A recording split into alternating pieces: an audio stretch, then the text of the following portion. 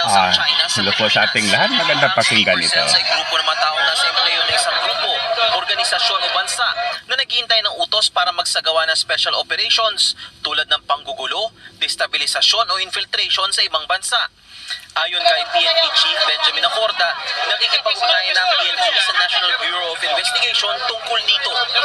Nag-uusap ang ating mga intelligence operatives and yung mga bagay na yun ay napag-uusapan and we are making sure that the national interest is always protected. Hindi binanggit ni Acorda kung mayroon na silang target na grupo. Nauna nang sinabi ni dating DILG Secretary Rafael Alunan sa kanyang kolum sa isang dyaryo noong October 24 na maaring may sleeper cells na sa Pilipinas ang China. Ang pahayag niya sa raid ng NBI sa isang bahay sa isang exclusive subdivision kung saan dalawang Chinese suspect ang nahulihan ng mga baril at insignia ng Chinese Commando. Mariing pinabulaanan ng Chinese Embassy ang paratang na ito. Iginit nitong hindi nakikialam ang China sa internal affairs ng ibang bansa. Samantala, Okay, so yan yung balita ukol dito sa sinasabing sleeper cells ng China dito sa Pilipinas. Itong mga sleeper cell, ito yung mga espiya na ipinapadala ayon sa ulat. Ito yung mga ipinapadala ng China sa Pilipinas. So pinapadala sila dito para mag-espiya. Tinitignan na lang yung environment kung ano yung mga nandito with regard sa ating military, with regard sa ating mga industry, with regard sa lahat ng mga bagay na may kaugnayan sa ating national security. So yan yung ulat. Ngunit siyempre pinabulan ito ng Chinese government, but ayon sa ulat, ito ay iniimbestiga ng kapulisan. But previously, mayroon ng article itong yung dating Secretary Alunan ukol dito na ang mga NBI daw ay may nahuling mga Chinese na mayroon silang high-powered na armas, pagkatapos may mga insignia ng Chinese Commando. Okay, naisip ko tuloy yung i-revisit natin ang history. Okay, bago sumalakay ang mga Aliman noong ikalawang digmaan pandaigdig, apat na stages yung ginagawa muna nila. Apat na stages actually yung pananakop. Okay?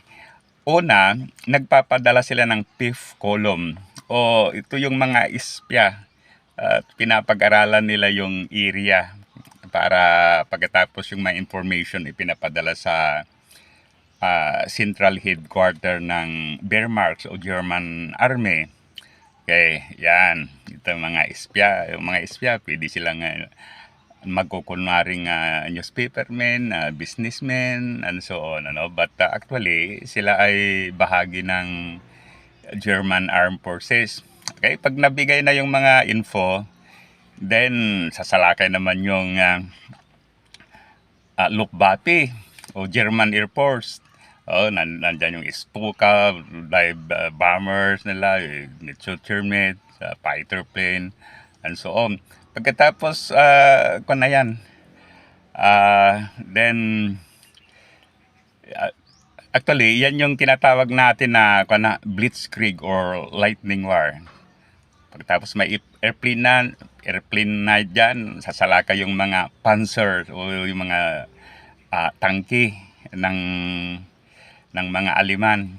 Kasama yung mga infantrymen, mga mobile groups, at saka ganon, Okay. Then, lastly, pag nasukol na yung area, then nandyan na naman yung mga Gestapo, yung mga police, secret police, o yung mga stormtroopers. So sila ang bahala na doon sa sa mga conquered territory. So bahala na si Himmler doon. Yun ang in charge doon. Okay. Ngayon, going back, yung fifth column ng mga Germans, actually, ito yung kwan ngayon, yung ito yung mga espya na tinatawag nilang sleeper cells dahil hindi naman kaagad atake yan, ano, basta nandyan sila nakaantabay. Kung may instruction na with regards to what to do, then sila ang gagawin na nila yung kanilang mission. Okay, sa aking pananaw, kasi binabasa natin ang kasaysayan, nangyari yan sa mga German noon, sa mga Italian, sa mga American, sa mga Russians, usually may mga espya noon. O may CIA, nag-i-espya mga yan. May KGB, ang Soviet Union. Okay, ano ba yung sa Israel, Mossad yata, hindi, I cannot remember it exactly, pero it sound, ganun ang sound, So, ang masasabi natin is, dapat pagtuunan ng pansin ito ng Philippine government. So, gagawa din ng mga espionage operation, covert operation, ang ating mga armed agencies like Philippine Army, mga Navy, mga NBI, mga kapulisan. So, okay. So, ganun yan. Ang punto natin ay, wag natin na parang iimbestigahan.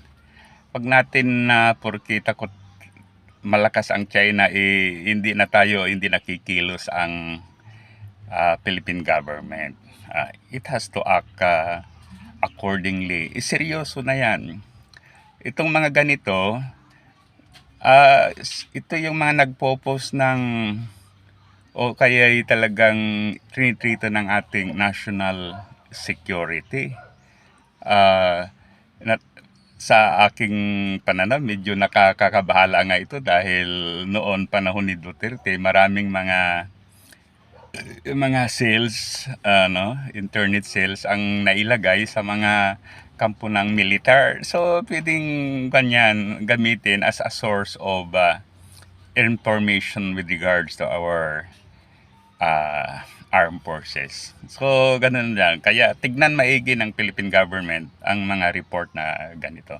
So, muli, thank you. Sana i-like at saka subscribe sa ating YouTube channel. Mabuhay tayong mga